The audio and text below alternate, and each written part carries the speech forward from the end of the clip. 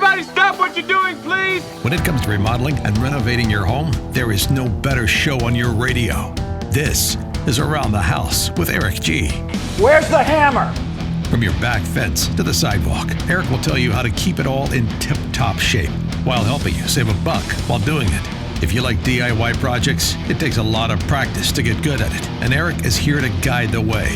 Is it on the... Go up on the other floor. Somebody go up there and stop the hammering. All that and more on the fastest 2 hours of home improvement radio. These are the wrong plans. These are the old plans. Oh! Welcome to Stop it! Around the House with Eric G.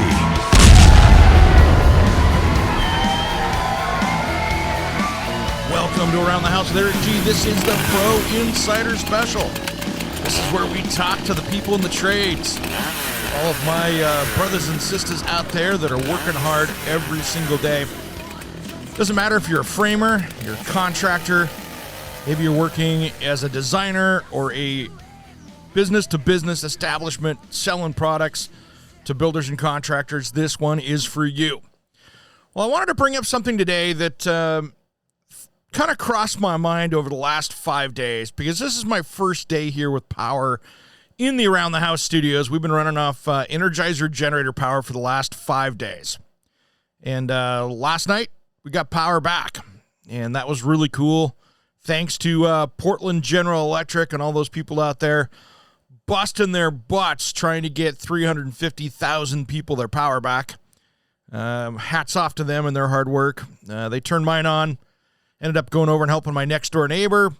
She's super cool, and she had 60 volts coming into her house after they turned the power back on. So clearly we had a problem, and so we had to call them back out, and I helped her make sure all her breakers were off, because the last thing she needed was burning up her HVAC system or anything else on low voltage.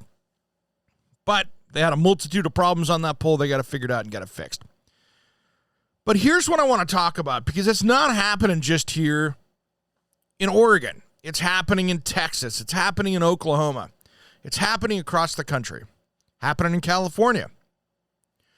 We have a power grid system that is not holding up to the weather. I'm not even going to call it the power company's fault.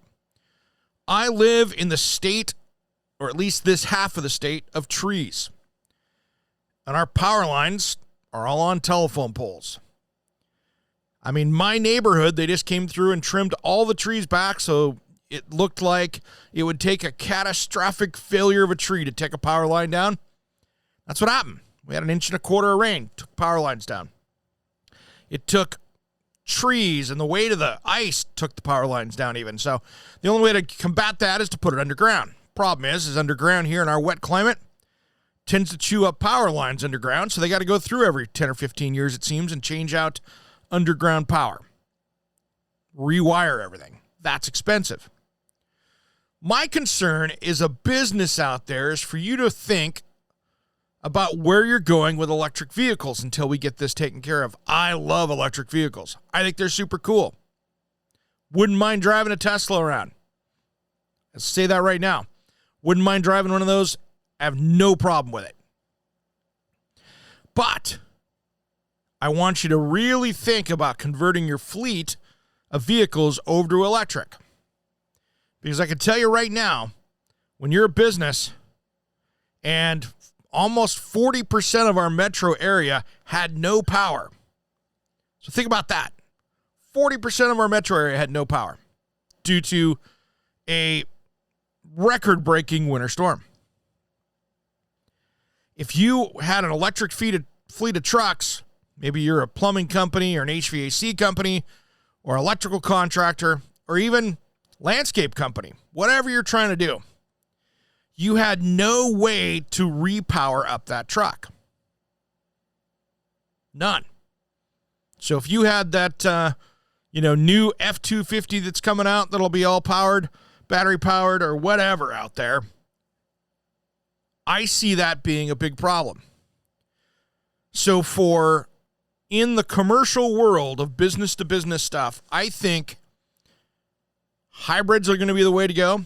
But I think before you change over to an electric fleet, We've got to have other ways of producing power in our homes and businesses, because right now it's very clear our grid can't handle what we have now. It just can't. We don't have enough electric power. And I've seen many auto manufacturers come out and say we need, depending on which report, 5 to 10 times the electricity capacity to make 50% of our vehicles electric. So, although we have a great dream of making electric cars out there, which I got no problem with it, if I can travel and do the things that I want to do, yeah, as long as you keep selling gas for my classic cars, I'll be happy. But I have no problem commuting in an electric car. However, I need to be able to use it. If I want to drive down and see my buddy David or Scotty in California, I need to have a vehicle that's going to do that.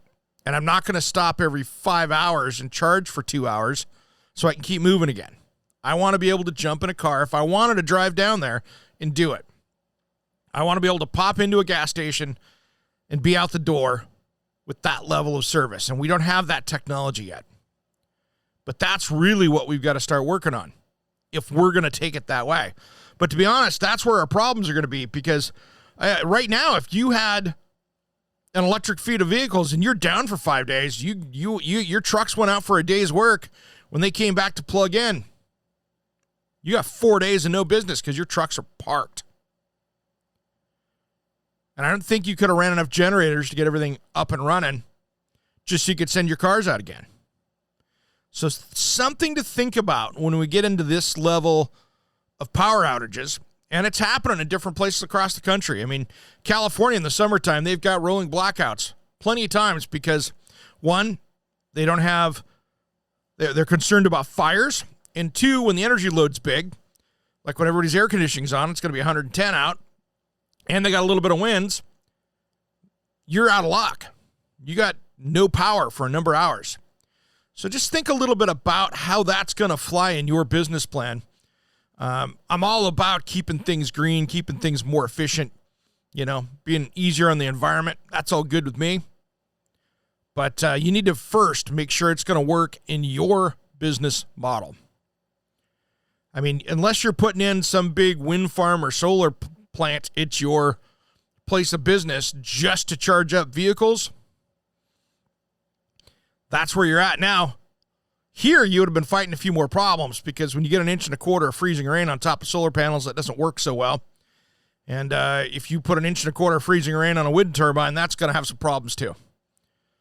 That thing's going to get iced up like nobody's business. That's just basic science. I mean, ice can take down airplanes. Why wouldn't it mess with the propeller of that? So just give it a little thought. I have no problem, though, with changing out and going to all battery power for your tools and lawn care stuff. That technology is here because as contractors can be driving around, if you're a lawn care company, not that hard to hook up an inverter so you can plug the battery in when you get in the truck and go to the next job site. You can have things charging away, and you can have enough batteries to get through the day these days. That's not a problem. So there are options for that. But until we get vehicles to that point of view, I think we're a number of years away before it's going to make a ton of sense for many people. Now, again, we don't always have these things. This isn't something that's big, but my neighborhood here, this is the 5th time in the last 365 days we've lost power for a while.